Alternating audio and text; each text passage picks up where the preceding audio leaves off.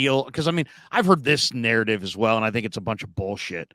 Okay. Which is the Niners mismanaged Trey. I don't think the Niners mismanaged Trey. I think the Niners drafted a very raw quarterback. Unfortunately, he got hurt. I didn't like the way he got hurt, but at the same time, I don't think they've mismanaged him. I would push back hard on the idea that Shanahan and Lynch have mismanaged him. I just think it's been to this point, they redshirted him. They may have kept Jimmy around as a hedge. Then unfortunately he got hurt, but I don't think they've mismanaged him. I think they've supported him. I think that they believe in him. They've never said a negative word about him ever, really ever. So I don't think they've mismanaged him. And I've heard that notion he's been mismanaged. No, take responsibility for your own career and your own, path. I don't believe that the Niners mismanaged him. I'm pushing back on this. Go ahead. I'm pushing back on this shit. So, let's take Trey out of it.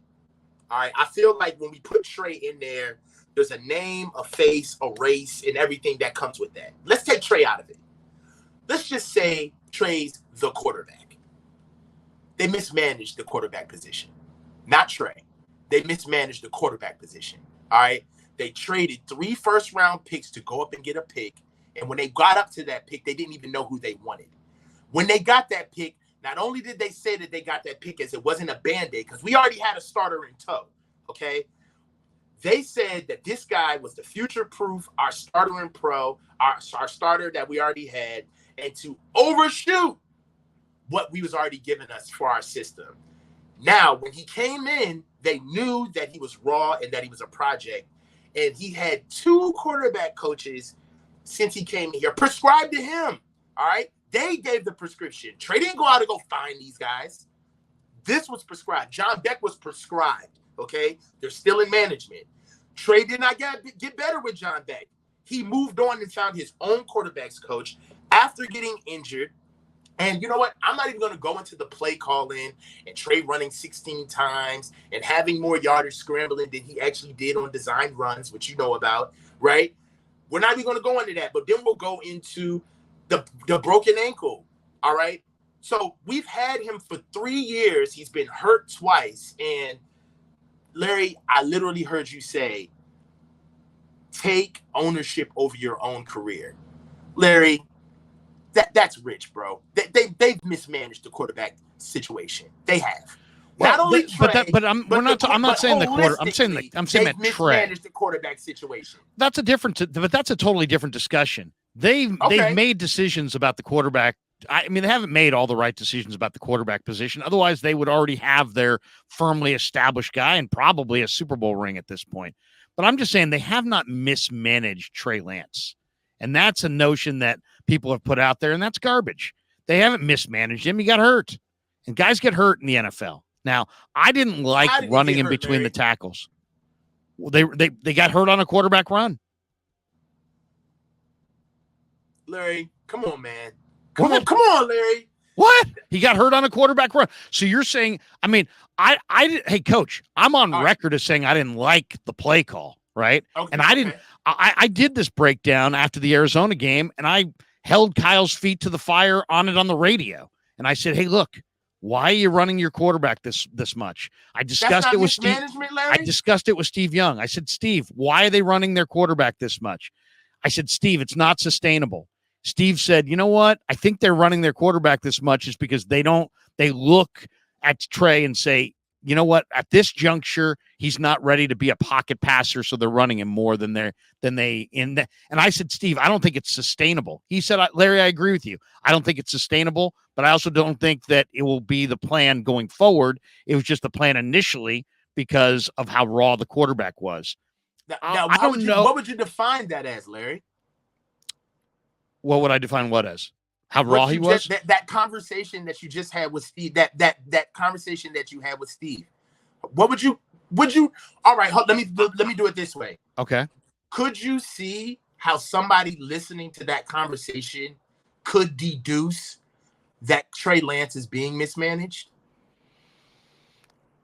I mean, everybody wants to see the guy play, and everybody Right. wanted to see him play early.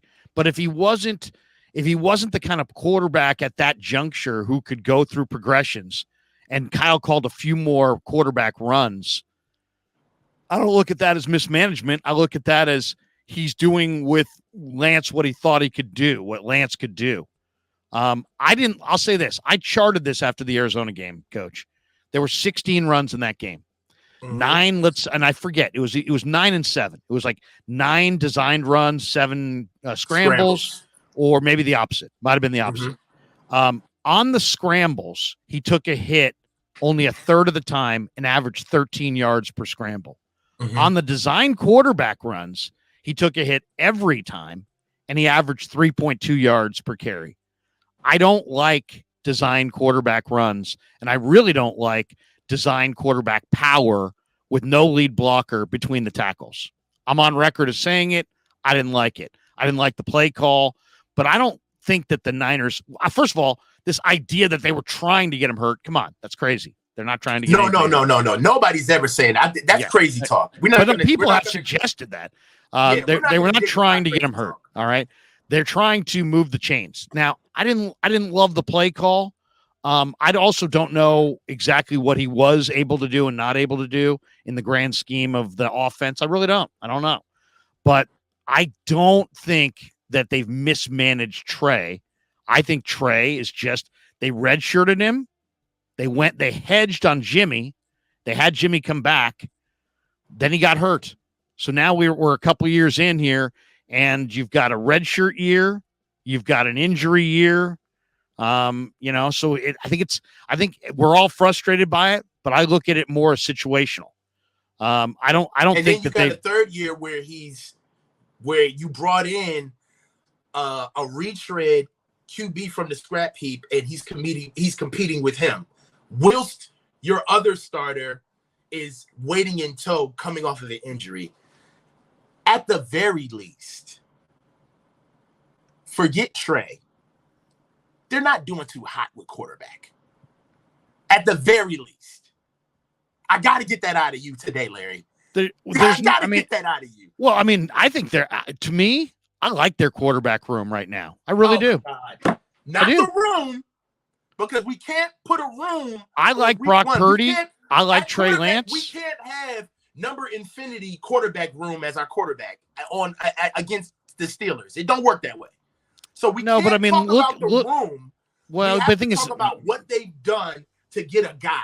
First of all, they've been in 3 of the last 4 NFC Championship games, so we can't pretend that they're crap. No, but hey, what? That's gaslighting, man. Because nobody said that they're ass. No, everybody does that when they defend the quarterback situation. Well, it's not like nobody said that the Niners are ass. We're a very good team, right? We ain't trash. But their quarterback, they also got a lot out of Brock Purdy last year. They sure did. He played really well. So yeah.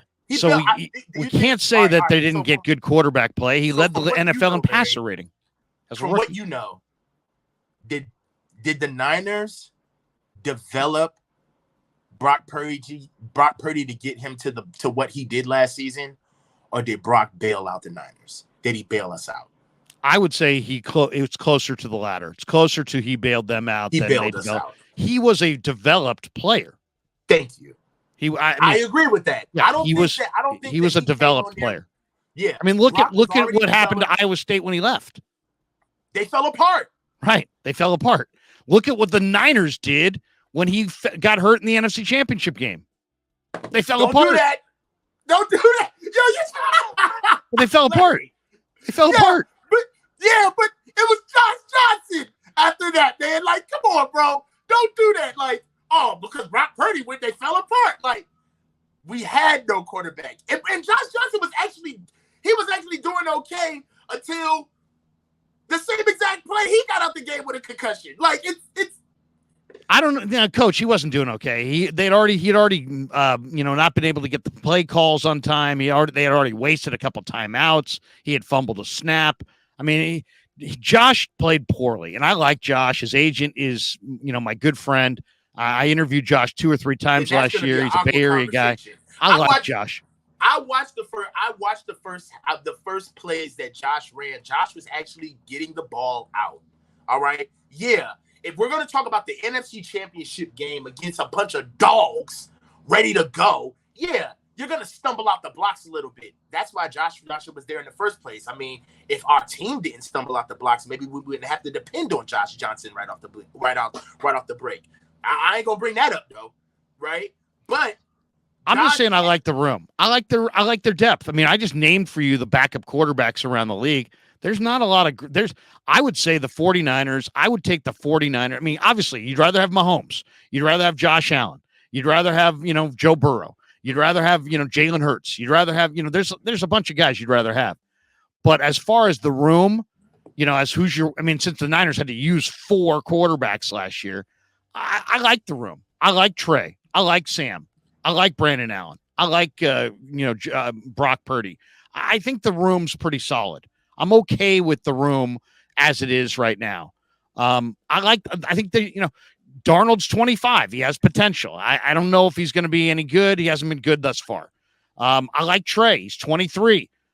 He hasn't been good thus far, but we haven't seen a whole lot.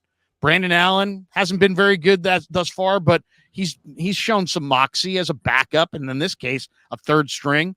We just listed the third string guys. He's more accomplished than 99% of them. So I'm okay with their room right now.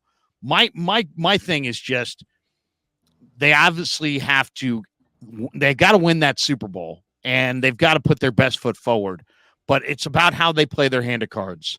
And I don't want to get rid of Trey because I really think that you're going to look worse in 5 years because Trey's going to develop somewhere else. But I would give him that option. Do you want to be somewhere else? If you want to be somewhere else, we'll cut you free, trade you, move you on, whatever. But if you want to be here, let's get it. Let's get that deal done too, and let's continue to develop. We're the ones who drafted you. We're the ones who saw talent in you, and we still believe in it. It's just we now have Brock, and he's more developed and ready to roll. And so we're going to go with Brock, but we want you here long term. That's how I'd play my hand. I think it's a reasonable way to play your hand. I think it's the smart way to play your hand because I do believe Trey's a franchise quarterback, but I also don't believe that based on 1 year of play in the last 5 that I would start him over Brock Purdy right now. But we're talking about different things. We're talking about keeping him long term versus playing him week 1. And there's people that want everything, right? There's people that want predicting Darnold to be good, people that think Brock is the guy, people that think Trey's the guy. I like having multiple guys because NFL defensive linemen are dangerous people and they knock people out. And you gotta have a guy. And I agree. Once Brock went out, the game was over because Josh either wasn't ready or got concussed or whatever. But it was a major drop off. They went from, a guy who hadn't lost to they couldn't get the plays even run at the line of scrimmage. And I'll blame Kyle a little bit because I thought they should have been way conservative Larry, at the end of the first half. Larry, you've been in those situations. Brought it out in the second half. Larry, you've been on the sideline when a guy is coming in the middle of a game and he has to be ready right now. There is no warm up, and especially being quarterback. Larry, come on, man. I feel like you're being a little disingenuous. Yeah, Josh did stumble out of the blocks with some clerical situations, getting the plays out on time, getting to the line.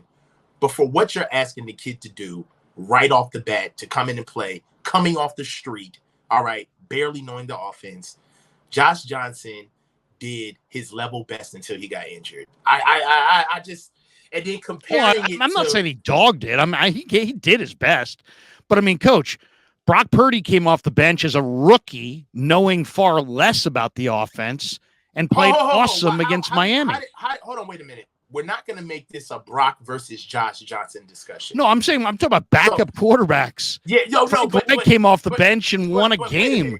Brock playing for 8 games and being in his 8th game with the team, and Josh Johnson coming off the bench playing for the first time in game action with the 49ers in an NFC Championship game are 2 completely different things.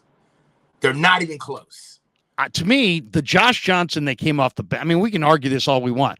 Josh Johnson came off the bench. He's a veteran quarterback, and he's been in this offense for multiple weeks. Brock Purdy hadn't played in 3.5 months, and he came off the bench against Miami, stared down zero blitzes, and beat them by 23 points. Larry, Brock Purdy played for 2 months.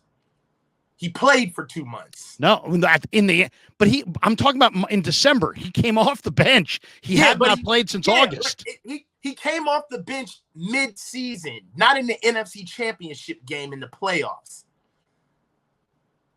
All right, Brock Purdy coming in against the Eagles in Josh Johnson's position. Anything could happen. Any quarterback. Whatever. Brock Purdy came off the bench against Miami. He hadn't played since August. It was December. He played really well. I'm not gonna whatever on Josh Johnson. Josh Johnson's never really had a full NFL starting job.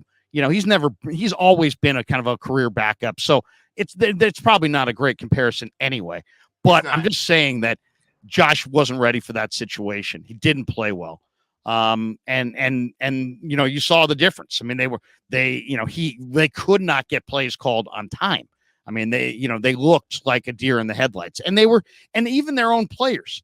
I mean, as much as the players always want to respect the other players, the players are like, we ran out of quarterbacks. I mean, that's Debo said it. Don't take my word for it. Debo's came out and said, hey, we ran out of quarterbacks. So, are you trying to say that was Debo's veil sneak jab at saying that Josh Johnson wasn't a quarterback? I don't know what he was trying to say, but he said we ran out of quarterbacks and Josh was there. But he also might have been referring to Josh getting hurt, and then they actually ran out of quarterbacks. Yeah, so there's that as well. Debo was saying that Brock got hurt and then we ran out of quarterbacks. I think Debo was saying we literally ran out of quarterbacks. Yeah.